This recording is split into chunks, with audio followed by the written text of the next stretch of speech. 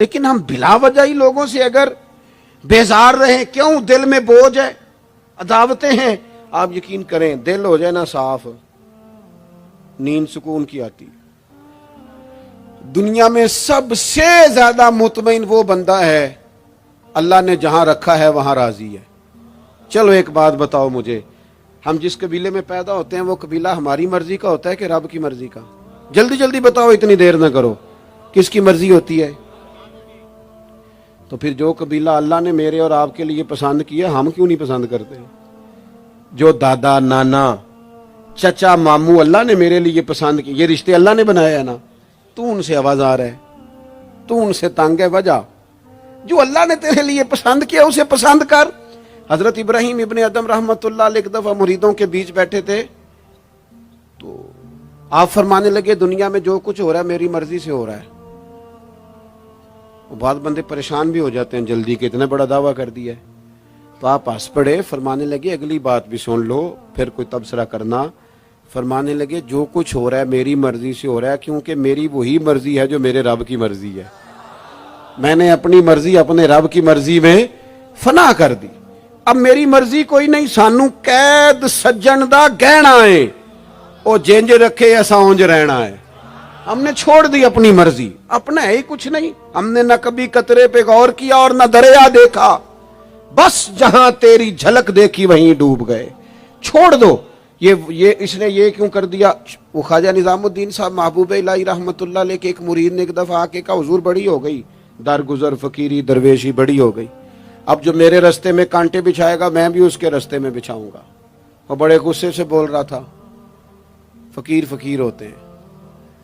خواجہ صاحب ہنس پڑے، فرمانے لگے پتر تو زیادہ ہی ناراض ہو گیا ہے۔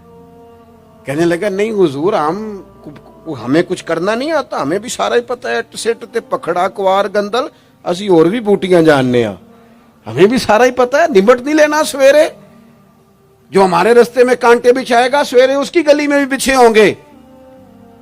تو حضرت محبوب الہی فرمانے لگے پتر آدھے رستے میں تیری ضد میں وہ کانٹے بچھا دے گا اور آدھے میں تو اس کی ضد میں بچھا دے گا، تو پھر تو جو عام راہگیر ہوں گے ان کے بھی پیر زخمی ہوں گے، تو تمہاری لڑائی میں تو مخلوق پریشان ہو گئی۔ عرض کی حضور یہ تو آپ نے ٹھیک کہا ہے۔ فرمانے لگے اگر چاہتے ہو نا دنیا کانٹوں سے نہ بھرے اور لوگوں کو تکلیف نہ ہو تو ایک دوسرے سے تکلیف چھوڑ دو۔ یہ مت سمجھنا تیرا ایک بندے سے اختلاف ہے، تیرا ایک سے اختلاف ہوتا ہے اس کے اثرات دائیں بائیں بھی جاتے۔ حضور پھر کیا کروں؟ فرمایا اسے بچھانے دے، وہ بچھاتا جائے تو اٹھاتا جا، تو اٹھاتا جا۔ ویسے بھی جو کام ساری دنیا کر رہی ہوتی ہے وہ تو سارے کر ہی رہے ہوتے ہیں، کوئی ذرا ہٹ کے بھی کرنا چاہیے۔ جتن جتن تے ہر کوئی کھیڈے، جتن جتن تے ہر کوئی کھیڈے، تو ہارن کھیڈ فقیرا، جتن دا مل کوڈی پیندا ہی ہارن دا مل ہیرا۔ کبھی بندہ ہارے بھی اپنے دل سے بوجھ اتار دے، نفرت کو دور کر دے، عداوت دشمنی اگر کسی وقت رکھنی ہے تو اللہ رسول کے دشمن سے۔ اشداء علی الکفار، اپنوں کے لیے کیا ہے، خوش عقیدہ کے لیے کیا ہے، رحماء بینہم۔ میرے عزیز ترمذی میں حدیث ہے، اپنی بات کو حوالہ دے کے مضبوط کر دوں، ترمذی میں حدیث ہے، نبی پاک علیہ الصلوۃ والسلام نے حضرت انس بن مالک سے فرمایا تھا، اے انس اے میرے بیٹے تم سے ہو سکے تو صبح اس حال میں کرنا کہ تمہارے دل میں کسی کا بغض نہ ہو۔ اور اگلے لفظ حدیث کے یہ ہیں، حضور فرمانے لگے یہ میری سنت ہے، یہ میرا طریقہ ہے، اپنے دلوں کو عداوتوں سے پاک کریں۔ اور پانچویں بات، اور بس اسی کے آگے پیچھے میں نے اپنی بات کو سمیٹ دینا ہے، میرا مضمون مکمل ہو گیا۔ حضور کی ایک بہت بڑی سنت، نبی پاک علیہ السلام کی ایک بہت بڑی ادا، وہ پتہ کیا ہے؟ وہ ہے دوسروں کا احساس کرنا، دوسروں کے بارے میں سوچنا، دوسروں کا خیال کرنا۔ میں ابھی آ رہا تھا تو میری گاڑی کے ساتھ کچھ دوستوں نے دوڑنا شروع کر دیا۔ میں جو ہوں مجھے اس کا پتہ ہے، میں ہمیشہ دوستوں سے کہتا رہتا ہوں آپ بزرگوں کے ہاتھ چومیں، اللہ والوں کی اچھی بات ہے، آپ کو فائدہ ہوگا۔ میرے جیسے گناہگار کے ہاتھ چوم کے آپ کو کیا ملے گا؟ کوئی نتیجہ نہیں نکلے. ہاں آپ کوئی میری بات مان لیں اور اس پر عمل شروع کر دیں تو رب کریم کی رحمت صبح قیامت ممکن ہے یہ کہہ دے یہ تیری وجہ سے اس نے شروع کیا تھا، جا تیرے گناہ بھی معاف کیے. یہ جو ذوق ہے نا، اب ایک بندہ گاڑی کے پیچھے بھاگ رہا ہے تو مجھے اتنی سخت تکلیف ہو رہی تھی، میں نے کہا یار کیا ضرورت، دیکھو نا بیچارہ گرمی کا موسم ہے، پیاس لگے گی اور پسینہ آئے گا، کیوں بھاگ رہا ہے؟ اب میری مجبوری بھی ہے، گاڑی کو تو چلنا ہے. جب تک ہم احساس پیدا نہیں نہ کرتے، میرے قبلہ عالم فرمایا کرتے تھے کہ تیری گاڑی کے آگے سے کوئی غلط کراس کر گیا اور دوڑ کے گزر گیا اور کوئی سخت جملہ بھی کہہ گیا ہے، اس پر بھی تنقید نہ کر، تو اپنے دل میں اس کا احساس پیدا کر، سوچ کے ہو سکتا ہے اسے گھر میں کوئی ایمرجنسی ہو گئی ہو. اپنی سوچوں کو مثبت کریں. آپ دوسروں کا احساس بھی اپنی طبیعت میں پیدا کریں، دوسروں کے بارے میں بھی سوچیں. میں یہاں ماشاءاللہ سٹیج پہ بیٹھا ہوں، بڑا نرم ماحول ہے، بڑا کچھ ہے، لیکن جو دوست پیچھے دیوار کے ساتھ کھڑے ہیں نا، جن کو جگہ بیٹھنے کی بھی نہیں ملی اور کھڑے ہونے کی بھی صحیح کر کے نہیں ملی، ان کا بھی احساس پوری طرح. اور میرے خیال میں سب سے زیادہ مہمان خصوصی بھی وہی ہیں آج کی ہماری محفل کے، جو زیادہ مشکل میں بیٹھے. احساس اپنی کہاں تک احساس کرنا ہے؟ لو حدیث پاک سنو. اللہ کے محبوب علیہ السلام فرماتے ہیں میں نماز پڑھانے کھڑا ہوتا ہوں، نماز. کریم فرماتے ہیں میرا دل کرتا ہے میں لمبی نماز پڑھاؤں، لیکن پھر پیچھے سے نا کسی بچے کے رونے کی آواز آتی ہے. دل تھا لمبی پڑھاؤں، بچہ رو پڑا تو مجھے خیال آتا ہے اس کے رونے سے اس کی اماں کو تکلیف ہو رہی ہوگی، میں نماز چھوٹی کر دیتا ہوں. اللہ کی نماز مختصر کر دی احساس کے طور پر. حضور اس امام مسجد سے سخت ناراض ہو گئے تھے، صحیح حدیث میں موجود ہے، جس کے مقتدیوں نے آ کے شکایت کی تھی کہ یا رسول اللہ بہت لمبی نماز پڑھاتا ہے. یہاں تو لوگ احساس ہی نہیں کرتے میرے بھائی، یہاں تو احساس ہی نہیں کرتے. یہاں تو میں آیا ہوں نا رات کے 1 بجے محفل میں، تو میری طرح کے لوگ تہاڈا ذوق ہی نہیں، تسی سبحان اللہ ہی نہیں آندے، تسی ہاتھ ہی نہیں کھڑے کر دے. او بھائی تو نہیں آیا ہے، تو ٹر جانا ہے اپنا سارا سمیٹ کے پیسے گنا کے. اتنے بیچارے مغرب دے بیٹھے نے، ان کا ذوق تو اپنا ذوق بھی بیان کرنا، آنا تو بھی اسی وقت محفل میں جب سارے آئے ہیں تے نالے تو تے گل کر کے آیا میں انہیں ہزار لینا ہے تے مفت آئے نے سارے بیچارے. اس لیے ہو سکتا ہے ان کا عشق تجھ سے زیادہ ہو. کروں مدح اہل دول رضا اور پڑے اس بلا میں میری بلا، میں گدا ہوں اپنے کریم کا، یہ میرا دین ہے کوئی پارا انا نہیں. اس لیے میرے عزیز احساس دوسروں کا پیدا کریں اپنی طبیعت میں. ہم نا احساس نہیں کرتے، خدا را احساس کرو. ٹھیک ہے پریشانیاں ہیں، لیکن میں جوان سے کہوں گا تو نوجوان ہے، باہر تجھے ٹینشنیں ہیں، کاروبار کی مسائل ہیں، پریشانیاں ہیں، لیکن اللہ نے تجھے جوان کیا ہے نا، حوصلہ دیا ہے نا، تو باہر کی ٹینشنیں باہر چھوڑ کے آیا کر. گھر تیرے ابا جی انتظار کر رہے ہیں، ان کے پاس بیٹھ، ان کا دکھ سن، حوصلہ بڑا کر. پھر گھر کے اندر تیری اماں بیٹھی ہے، اس نے تیرے سے بات کرنی ہے، کئی باتیں سنانی ہے. تیرا بیٹا ہے وہ دوڑ کے آیا، ابا ابا کہتے اور تو کہتا لے جا میری طبیعت نہیں ٹھیک. دنیا میں سب سے مصروف وقت رسول کریم نے گزارا ہے، لیکن حضور تو غلاموں کی بات بھی سنتے، حضور تو گھر والوں کو وقت بھی دیتے. سیدہ عائشہ صدیقہ فرماتی ہیں جب تک گھر میں رہتے گھر کا کوئی کام ہی کرتے رہتے. اور حضور تو نواسوں کو ٹائم دیتے، نماز کے وقت بھی ساتھ لے جاتے. کیوں ہم اپنے آپ سے دوسروں کا احساس نکال بیٹھیں، دوسروں کے بارے میں تھوڑا احساس. آپ تھوڑے دن پہلے نا، کچھ عرصہ پہلے کچھ لوگ آگے میرے پاس کہنے لگے کہ کوئی طالب علم کوئی عالم مل جائے مدرسے میں سے آپ کے، اور ہم نے نا وہاں اپنے ہاں امامت کے لیے اور جمعہ کے لیے اس کو لے جانا ہے. میں نے کسی طالب علم سے کہا چلے جاؤ. وہ کہنے لگے تنخواہ کتنی دینی ہے؟ میں نے کہا کوئی زیادہ نہیں، جتنا آپ کے گھر کا خرچہ ہے اتنا اس کو بھی دے دیں. وہ پریشان ہو گیا، جی میں تسی نہیں سارے ہو گئے تو اتنے پیسے دے دیں جتنا ہمارا خرچہ ہے. ہم تو صاحب ہوتے ہیں، اس کو کیسے دے دیں یہ والا خرچہ؟ تو کہنے لگے نہیں جی وہ تو ٹھیک ہے، تسی کوئی 10 چھڑو. اور میں نے کہا میں آپ کو وہ بتا رہا ہوں جو حضرت صدیق اکبر نے بتایا ہے. آپ کی تنخواہ کتنی لگائیں؟ کہا درمیانے مہاجر کا جتنا خرچہ ہے نا اتنا میرا بھی لگا دو. حضور گزارا نہ ہوا، فرمایا میں لوگوں کی تنخواہیں بڑھا دوں گا، جہاں سب کا گزارا ہوگا ابو بکر کا بھی ہو جائے گا. یہ کیا بات ہوئی کہ تو تیرا گزارا نہیں ہوتا تو مزدور کا کیسے ہوتا ہے؟ غریب آدمی کا احساس جب تک تجھے دوسروں کا پیدا نہیں ہوتا تو حضور کے اسوہ حسنہ تک نہیں پہنچ سکتا. تو نے نبی پاک کا طریقہ نہیں اپنایا. یہ پتہ ہے حضور جو غاروں میں روتے تھے اور سارا دن تبلیغ کرتے تھے اور طائف تشریف لے جاتے تھے اور عکاظ کی منڈیوں میں جاتے تھے، یہ احساس تھا، یہ درد تھا جو میرے محبوب کو لے جاتا تھا. احساس تھا. حضور چاہتے تھے رب کا کوئی بندہ دوزخ میں نہ جائے. اللہ کے محبوب رات کو روتے، دن کو تبلیغ کرتے، گلی گلی جاتے، لوگوں کو سمجھاتے. کوئی ایک بار دین کی بات پوچھتا، 10 بار بھی اس سے پوچھتا تو بتاتے. کیوں؟ احساس ہے. بات ختم کرنے لگا ہوں. سیدہ طیبہ طاہرہ ام المومنین سیدہ عائشہ صدیقہ رضی اللہ تعالیٰ عنہ فرماتی ہیں ایک دن حضور مجھ سے فرمانے لگے، کریم فرمانے لگے عائشہ ایک بات بتاؤں تمہیں؟ یا رسول اللہ فرمائیے.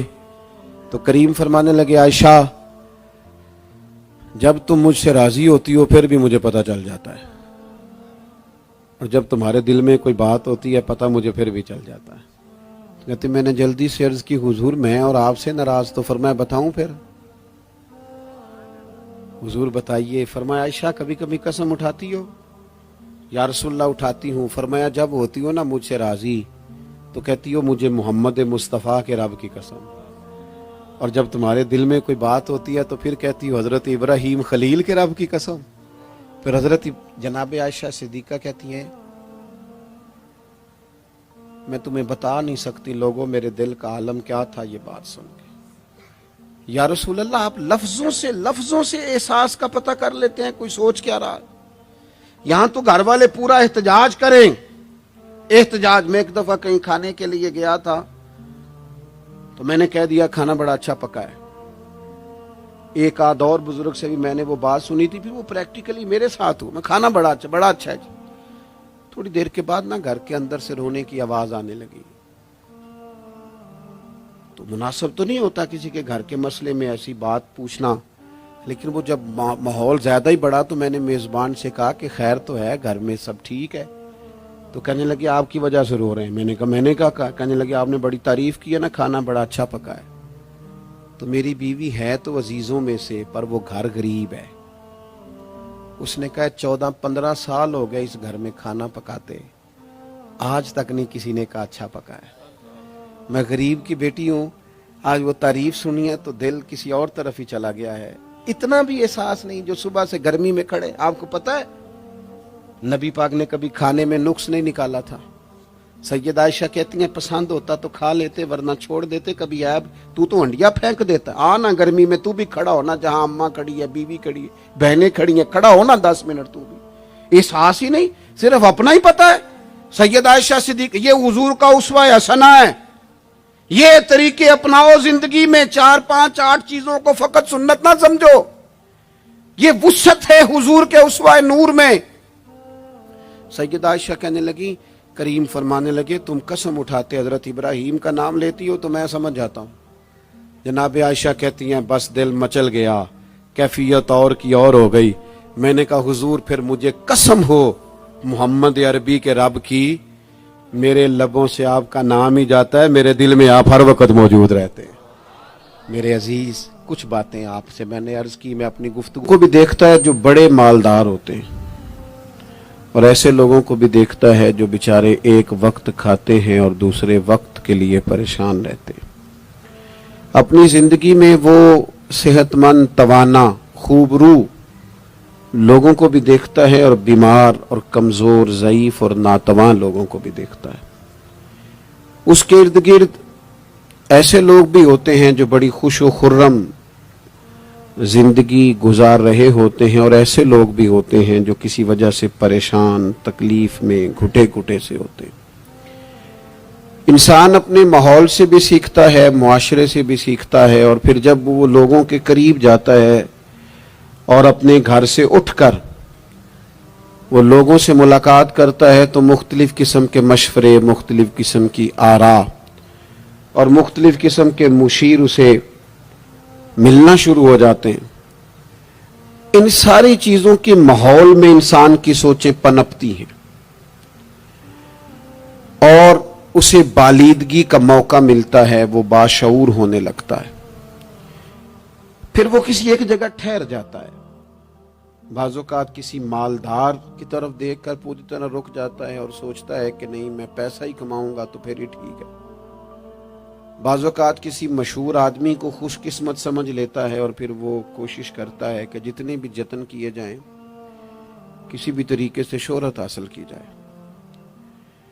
وہ اس طرح کر کے ہماری ملت کے جوان بھی، ہمارے لوگ بھی، پھر میں نے ایسے لوگوں کو بھی دیکھا ہے جو اگرچہ بہت بڑے کسی ادارے سے پڑے ہوئے تھے اور مالدار تھے اور وزادار تھے، اور انہوں نے یہ دیکھا کہ پاکستان میں آ کر، یہاں پہنچ کر مجھے خدمت کا کام کرنا چاہیے، آئے، اچھی نیتوں کے ساتھ آئے ہوں گے، کوئی ان کے پیچھے نیک مقاصد ہی ہوں گے، لیکن جب انہوں نے پاکستانی سیاست کا ماحول دیکھا نا، تو پھر نہ ڈگریاں نہ تعلیم، کچھ بھی نہیں، وہ جس طرح کا ماحول تھا اسی طرح کے بن گئے، روایتی ہو گئے۔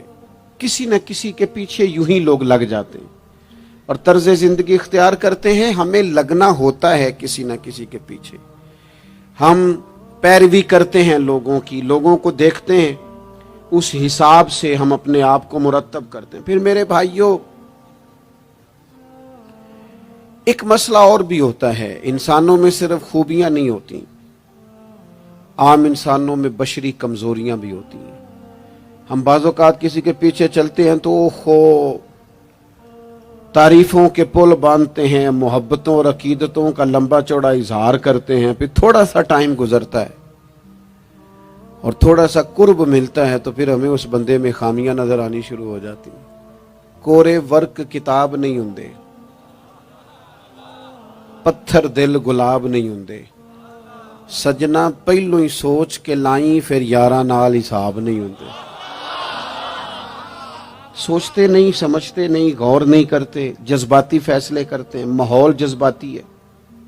یا آپ دیکھیں نا، میں کسی جگہ پہ پہنچتا ہوں تو رکنا، بیٹھنا، چلنا پھرنا دوست مشکل کر دیتے ہیں، 1 منٹ کے لیے کہیں کیمرہ بند نہیں ہوتا۔ آپ بڑے تھکے ہوئے بھی ہوں تو آپ صحیح کر کے کہیں بیٹھ نہیں سکتے، چونکہ آپ کے چاروں جانب تو کیمرہ چل رہا ہے، کیسے بیٹھے؟ نبی کی زندگی بہترین نمونہ ہے۔ ایک کامل اسوہ حسنہ تمہیں دیتے ہیں، کامل، مکمل۔ نبی پاک علیہ الصلوۃ والسلام کا جو وجود اطہر ہے نا، ایسا وجود اس کے اندر اللہ تعالیٰ نے ظاہری اور باطنی، یہ دیکھیں میں کسی جوش سے نہیں بول رہا، میں بڑی ہوش سے بات کر رہا ہوں، آپ سے بھی گزارش کرتا ہوں ہوش سے سننا۔ یہ بات میں درجنوں اور بیسیوں کتب کا نچوڑ آپ کے سامنے رکھ رہا ہوں۔ اللہ تعالیٰ نے نبی پاک علیہ الصلوۃ والسلام کے اندر ظاہری باطنی ساری خوبیاں بھر کے اپنے محبوب کو دنیا میں مبعوث فرمایا ہے، نہیں کھلا دیے، وہ جس راہ چل دیے ہیں کوچے بسا دیے۔ بعض لوگ ناراض نہ ہونا مجھ سے، بعض لوگ ہنستے ہیں، سونا نہیں ہنستے، ہنستے ہیں پر سونا۔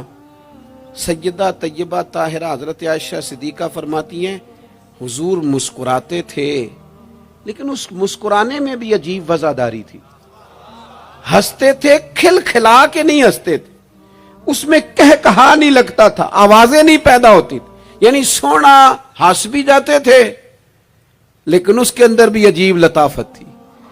وہ کیسا ہنسنا تھا؟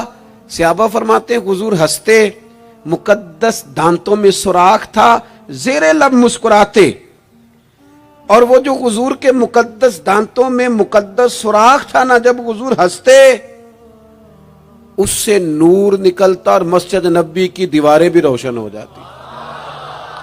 یعنی ایسا نہیں ہنسنا جس طرح کوئی میری طرح کا آدمی ہنستا ہے تو لوٹ پوٹ ہو جاتا ہے اور اس ہنسنے کے اندر کئی دفعہ وزاداری قائم نہیں رہتی، کئی دفعہ اس کے اندر وہ وقار قائم نہیں رہتا۔ حضور ہنستے تو تبسم کرتے، یعنی ہنس بھی رہے ہیں تو ہنسنا بھی بڑا ہی باکمال ہے۔ اور میرے اعلیٰ حضرت تو کہتے ہیں بس وہ ہنس پڑتے تھے پھر جو عمر بھر کے رو رہے ہوتے تھے نا وہ حضور کا ہنسنا دیکھ کے ہنس پڑتے تھے. گویا نا جہاں جہاں خزاں ہوتی تھی بہار آ جاتی تھی, جہاں جہاں دکھ ہوتے تھے سکھ آ جاتے تھے, جہاں جہاں بھی کوئی کمزوری ہوتی تھی خدا کہتے ہیں جس کی تسکین سے روتے ہوئے ہنس پڑے اس تبسم کی عادت پہ لاکھوں سلام. ایک تو ان کا ہنسنا بڑا با کمال تھا اور پھر یہ تھا کہ ان کا رونا بھی بڑا با کمال تھا, بڑا با کمال.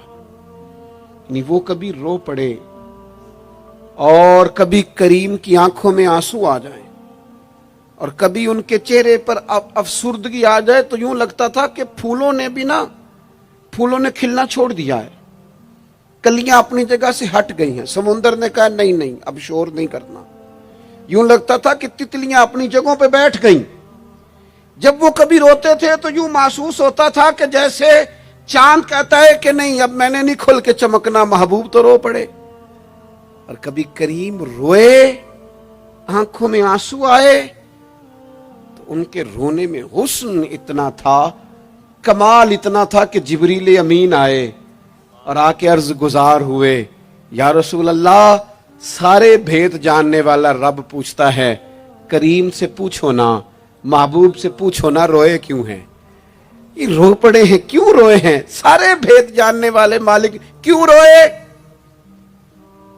تو محبوب فرمانے لگے جبریل امت کا قیامت کا حساب, قیامت کی گرمی, اللہ تعالیٰ کا کرسی عدالت میں اپنی شان کے لائق جلوہ فروز ہونا, امت کی کمزوریاں سستیاں غفلتیں ان کو یاد کر کے رو پڑا ہوں, غم امت نے نڈھال کر دیا ہے.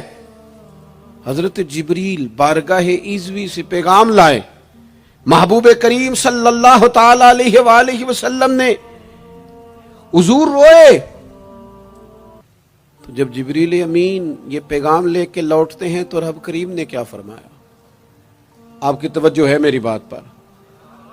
مالک کریم نے کیا فرمایا؟ وہ آیت نازل ہوئی جس کے بارے میں امام زین العابدین رضی اللہ تعالیٰ عنہ فرماتے ہیں قرآن میں سب سے امید والی آیت یہ ہے. روئے حضور اور جناب جبریل پوچھ کر واپس گئے تو رب کریم نے فرمایا جا کے میرے محبوب سے فرما دیں وَلَسَوْفَ يُؤْتِيكَ رَبُّكَ فَتَرْضَىٰ, محبوب رب آپ کو اتنا دے گا کہ آپ اپنے رب سے راضی ہو جائیں گے. محبوب آپ کو راضی کریں گے, نہ روئیں, آپ کو راضی کریں گے آپ. اور حضور کیا فرماتے ہیں؟ فرمایا جب تک میرا ایک امتی بھی دوزخ میں کوئی نہیں راضی ہوتا. اللہ کیا جہنم اب بھی نہ سرد ہوگا؟ رو رو کے مصطفیٰ نے دریا بہا دیے. حضور کا ہنسنا بھی با کمال, رو دینا بھی با کمال. ان کا کسی بندے سے محبت سے اٹھ کے گلے لگانا بھی با کمال. اور کبھی حضور جلال کریں تو محبوب فرمانے لگے میں نے دعا مانگی ہے, اے اللہ اگر میں کسی کو جھڑک دوں تو اتنا ثواب دینا جتنا تو فرض نماز کا ثواب دیتا ہے. یہاں یہ بھی ہر زاویے سے, ہر نگاہ سے. میں کیا آپ کو عرض کروں, ہم نے نہ کبھی سیرت بیان کی میری طرح کے لوگوں نے, نہ قوم اس طرح سے سیرت کو پڑھتی ہے. سیرت نبوی کا ایک ایک پہلو کبھی کھولا جائے. یہ جو زمانے میں بے چینی پائی جاتی ہے نا, بے قراری پائی جاتی ہے اور ذہنی انتشار ہے اور فکری الجھاؤ ہے اور ٹوٹتی بکھرتی سوچیں, یہ ساری ختم ہو جائیں. ایسا ٹھہراؤ نصیب ہو, جینے کا بھی مزہ آئے اور مرنے کا بھی مزہ آئے. اگر حضور کی سیرت مقدسہ کو سمجھا جائے تو محبوب کی زندگی ہر طرح سے کامل ہے, مکمل ہے, اکمل ہے. آپ کہیں بھی اور جائیں گے. یہ آج کل موٹیویشنل اسپیکرز کا دور ہے. ہمارے بچے جدید پڑھے لکھے, وہ کہتے ہیں میں فلاں موٹیویشنل اسپیکر کے پاس جاتا ہوں. جائیں آپ. بہت سارے لوگ ایسے انہیں کہیں تو وہ باز نہیں آتے, وہ تجربہ کر کے باز آتے ہیں. اور بالخصوص نئی نسل جو ہوتی ہے وہ بزرگوں کے تجربوں سے فائدہ نہیں اٹھاتی, وہ اپنے الگ سے تجربے کرنا چاہتی. اس کا بھی بڑا خطرناک نتیجہ برآمد ہوتا ہے. تو کوئی بندہ بھی جو آپ کو موٹیویٹ کرتا ہے نا کتاب و سنت کے بغیر, کوئی بھی آپ کو موٹیویٹ کر رہا ہے، وہ کیا کچھ کہہ رہا ہے، کیا کر رہا ہے، وہ کبھی بھی آپ کو تعلیم صحیح نہیں دے سکتا۔ کیوں؟ اس لیے کہ جو تعلیم وحی الہی کے بغیر ہوتی ہے وہ ناقص ہوتی ہے۔ انبیاء کی تعلیم وحی الہی کے ساتھ، لہذا اگر کوئی آدمی آپ کو موٹیویٹ کرتا ہے کتاب و سنت کے ساتھ، وہ آپ کو درست سمت لے کے جائے گا، ورنہ تو ہر آدمی آپ کو الجھا دے گا۔ میرے بھائی، نبی پاک کا اسوہ حسنہ، ہمارے ہاں لوگوں نے سنت شریعت سمجھ کس کو لیا ہے؟ ہمارے ہاں لوگوں نے سنت شریعت سمجھا ہے صرف پگڑی باندھ لی، بہت عظیم سنت ہے امامہ باندھنا۔ بعض لوگوں کا خیال ہے صرف داڑھی رکھنا، داڑھی بہت عظیم سنت، بہت عظیم سنت، انبیاء کرام کی پسند ہے۔ اور آپ کو پتہ ہے اللہ تعالیٰ نے عورتوں کو داڑھی دی ہی نہیں، یہ مرد کا زیور ہے۔ ہاں یہ مردانہ کام ہے، داڑھی مرد کا زیور ہے۔ اور پھر یہ آپ کے جسم کا حصہ ہے، داڑھی کا وزن کوئی نہیں ہوتا۔ پوچھ لیں جنہوں نے بڑی رکھی ہے، بے شک ان سے بھی پوچھ لیں، یہ وجود کا حصہ ہے، اس کا کوئی وزن، کوئی پریشانی۔ اور ایک اور بات نوجوانوں آپ سے کہہ دوں چلتے چلتے، بغیر داڑھی کے آپ سونے لگ رہے ہوں تو لوگ کہیں گے پیارے لگ رہے ہو، اچھے لگ رہے ہو، خوبصورت لگ رہے ہو۔ اور داڑھی کے ساتھ اگر کسی کو پیارے لگو نا تو جو تعریف کرے گا وہ تو تعریف ہی بڑی روحانی قسم کی ہے، وجدانی۔ یعنی آپ داڑھی کے ساتھ اچھے لگیں تو لوگ کہتے ہیں کتنا نورانی چہرہ ہے۔ اب دیکھو اس تعریف کے پیچھے جو جملوں کی ترتیب ہے اس میں حسن کتنا، داڑھی، امامہ، سفید لباس، اور پھر یہ کہ مسواک کرنا بڑی اعلیٰ سنت ہے، میٹھا کھانا بڑی اعلیٰ سنت ہے۔ لیکن یہی 4-5 سنتیں نہیں میرے بھائی حضور کی، یہ بہت بڑا مسئلہ ہے۔ بعض لوگ سمجھ فلاں جی سنت شریعت پہ عمل کرتا ہے، کیا کرتا ہے کہ داڑھی پگڑی والا ہے، وہ خدا کے بندے یہ عظیم سنت ہے، کون اس کا انکار کر رہا ہے؟ لیکن نبی پاک کا تو اسوہ حسنہ ہے، اس کے پیچھے تو پوری زندگی ہے۔ ادھر دیکھو میرے، اچھا پھر ایک اور بات، بعض لوگ سمجھتے ہیں میٹھا بولنا صرف سنت ہے اور اخلاق کی علامت ہے، صرف میٹھا بولنا۔ آپ نے ناراض نہیں ہونا، میٹھا تو بعض بندے اپنے مطلب کے لیے بھی بولتے ہیں، وہ کام نکلوانے کے لیے بڑا میٹھا میٹھا بول رہے ہوتے ہیں۔ اور سنو میرے بھائی، صرف میٹھا بولنا ہی سنت نہیں، ہمیشہ سچ بولنا سنت ہے، ہمیشہ صحیح بات کرنا، دیانتدار رہنا۔ تو سمجھتا ہے 4 5 6 8 چیزیں ہی سنت ہیں؟ او خدا کے بندے، نبی پاک کی جو ادا سب سے پہلے دنیا کے سامنے آئی اور حضور کی جس ادا سے، سنت سے لوگوں کو سب سے پہلے واقفیت ہوئی، شور نہیں پڑ جاتا کسی چیز کا دنیا میں، معاشرے میں فلاں بندہ یہ کرتا ہے، فلاں ایک بندے کا ایک چیز تعارف بن جاتی ہے۔ تعارف، کوئی چیز لوگوں کے وجود کے ساتھ، نام کے ساتھ سابقہ لاحقہ بن جاتی ہے۔ جو چیز سب سے پہلے جس سے لوگوں نے میرے نبی پاک کا تعارف کیا اور لیا، ادھر دیکھو نوجوانوں میری طرف، جس چیز سے سب سے پہلے حضور کی جس ادا سے لوگ واقف ہوئے تھے وہ تو صادق اور امین ہونا ہے۔ سب سے پہلے لوگ واقف ہوئے تھے کہ ہمیشہ سچ بولتے ہیں، ہمیشہ سچ۔ ملت کا جوان تو لوگوں کو ہنسانے کے لیے جھوٹ بولتا ہے، کوئی فائدہ نہیں، کوئی فائدہ نہیں۔ جھوٹ بولنے کے لیے ڈینگے مارتے ہیں، بڑکے مارتے ہیں، میں یہ ہوتا ہوں، میں وہ ہوتا ہوں۔ جھوٹ بولتے ہو، کیوں زیادتیاں کرتے ہو اپنے ساتھ؟ نبی پاک علیہ السلام کی تو پہلی ادا، پہلی سنت جس سے لوگ واقف ہوئے وہ صادق اور امین ہونا ہے، اور لوگ کمزوری دکھاتے ہیں۔ میں آپ سے عرض کروں، آج پتہ ہے میرے ملک کا حال کیا ہے؟ آج اتنے درد میں ہیں لوگ، اتنی تکلیف میں ہیں۔ امیر لوگ تو پیٹرول پہ بحث کرتے ہیں، پیٹرول پہ زیادہ تر وہ لوگ بحث کرتے ہیں جن کی گاڑیاں بڑی ہوتی ہیں۔ غریب پیٹرول پہ بحث نہیں کرتا، وہ تو کہتا ہے کرایہ 10 روپے بڑھ گیا بس کا، کیونکہ اس کو تو بس میں آنا جانا ہے، پیٹرول سے تو اس کا لینا دینا نہیں۔ یہ تو امیروں کی باتیں، تگڑے لوگوں کی باتیں۔ یہ سارا عالم، اس ملک کا سب سے بڑا مسئلہ نہ قانون کا ہے، نہ معیشت معاشرت کا ہے، اس ملک کا سب سے بڑا مسئلہ دیانتداری کا ہے۔ یہاں اگر دیانتداری ہو جائے، سچ بولنے والا، بات کرنے والا سچ بولے۔ اذان سن لیں جی پہلے۔ ڈاکٹروں کے بارے میں رائے کیا ہے؟ چلیں بتائیں وابڈا والوں کے بارے میں رائے کیا ہے؟ آپ اپنی بھی ایک آدھ مولویوں پیروں کے بارے میں رائے کیا ہے؟ بس یہی حال کیا گیا، الا ماشاءاللہ بد اعتماد کر دیا گیا۔ ایسا نہیں ہے کہ صرف کسی ایک گروہ ایک طبقے کے بارے میں بددیانتی کو فروغ دیا گیا، جھوٹ کو۔ آج بھی کسی بھی شخص کو آپ لے لیں، اس کے بارے میں سچائی سے زیادہ جھوٹی خبریں زیادہ پھیلائی جاتی ہیں، افواہوں کا دور۔ اپنی زندگی میں جوانوں سچ بولو، دیانتداری کا مظاہرہ کرو۔ اس ملت کا جوان کیسے ترقی کرے گا جس کی ماں کہتی ہے کہ پتر تو سچ ہی نہیں بولتا، تو جاتا کہیں ہے بتاتا کہیں ہے، تو بات ہی ٹھیک نہیں کرتا، کیسے بات سنو۔ نبی پاک صلی اللہ تعالی علیہ وسلم نے جب مختلف جگہوں پہ تبلیغ دین کے پیغامات بھیجے تو ہرقل بادشاہ کو بھی حضور نے پیغام دیا۔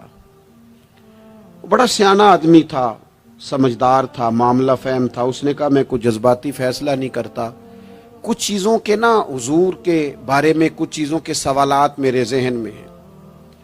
اس نے کہا یار یہاں کوئی آیا ہوا ہو نا، مکے کا سردار، لوگ تجارت کے لیے آتے ہیں، کوئی سمجھدار سیانہ سردار وزادار آدمی تو لے کے آؤ۔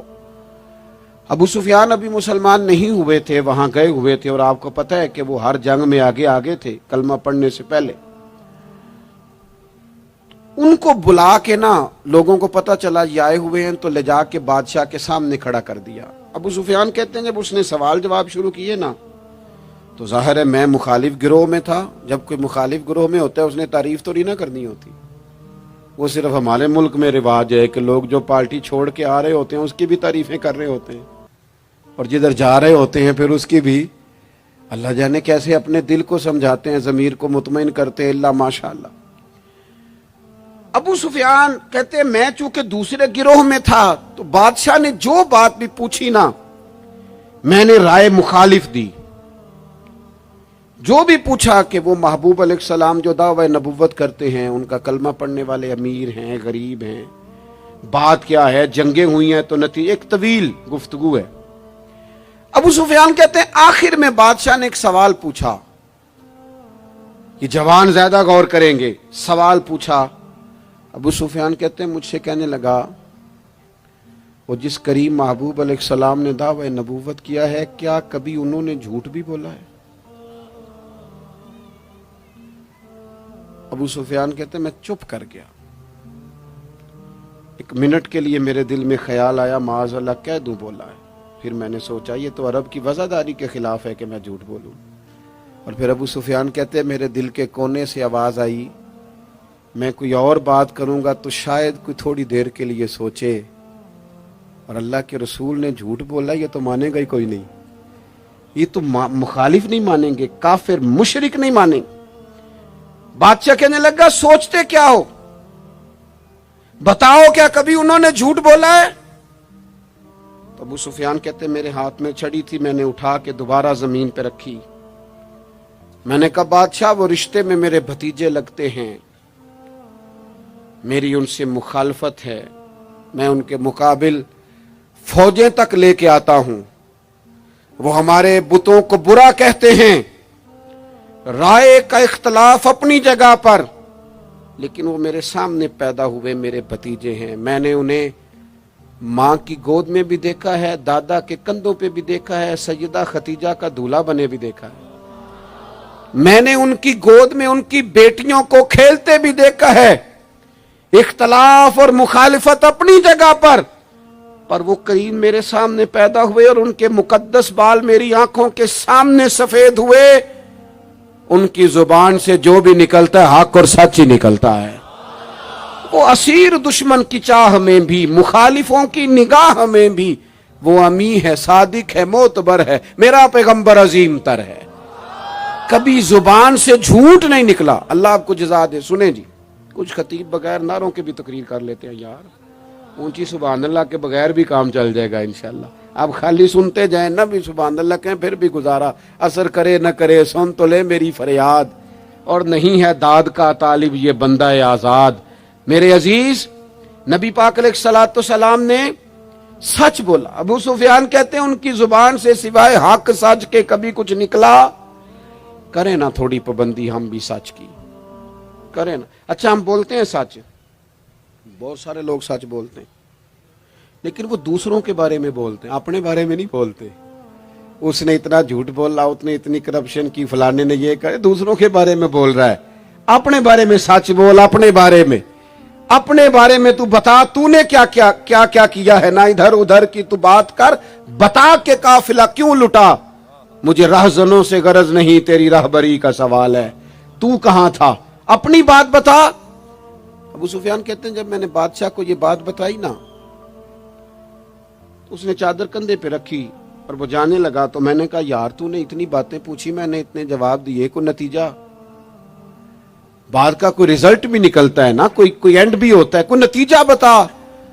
तो कहते हैं बड़े तहम्मुल से, बुर्दबारी से बादशाह हंस पड़ा, हंस के कहने लगा नतीजा तो निकल आया।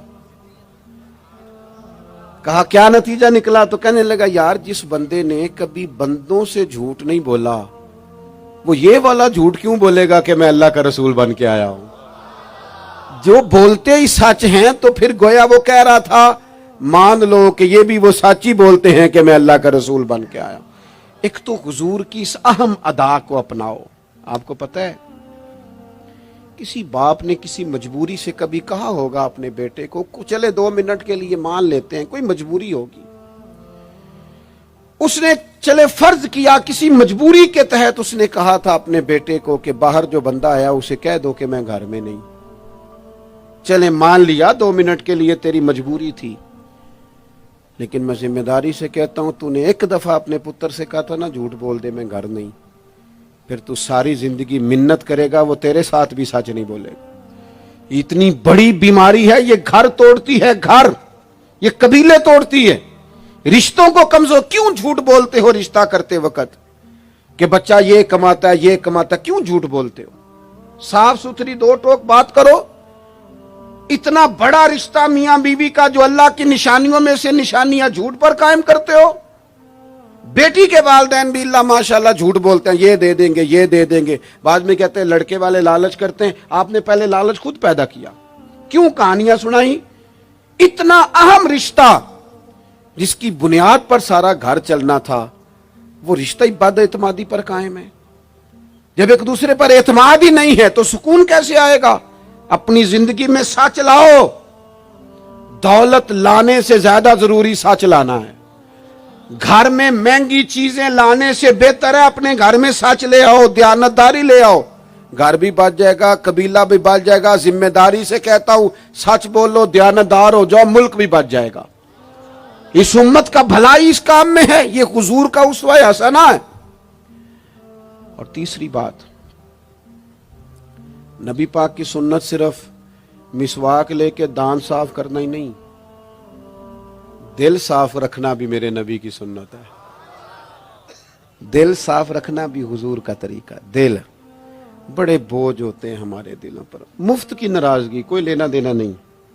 वो जी फलाने बंदे ने ना जी अपनी बच्ची की शादी की या बच्चे की शादी की, रिश्तेदार ने मुझे पूछा नहीं। भाई आपको क्यों पूछते, आप क्या हैं?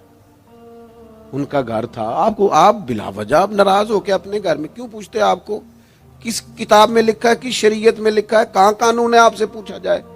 वो फलाने बंदे ने मेरे बारे में बात की होगी, और यार तू इतना अहम नहीं है सारी दुनिया तेरे खिलाफ बातें करे, तू मुफ्त में टेंशन ले गया। वो जो 2 बंदे दूर खड़े हैं वो कोई और बात कर रहे हैं, तेरी नहीं कर रहे। मुफ्त में अपने दिलों में बोझ, मुफ्त में बदगुमानियां। और जी फलाना बंदा अमीर हो गया, कैसे हो गया? ये तेरी ड्यूटी है, तेरी जिम्मेदारी है। मेरे आला हजरत फाज़िल बरेलवी रहमतुल्लाह लिखा है, हसद करने वाला बंदे पर एतराज नहीं करता, हसद करने वाला अल्लाह ताला की तकसीम पर एतराज करता है। माज़अल्लाह सुम्मा माज़अल्लाह, वो तो अल्लाह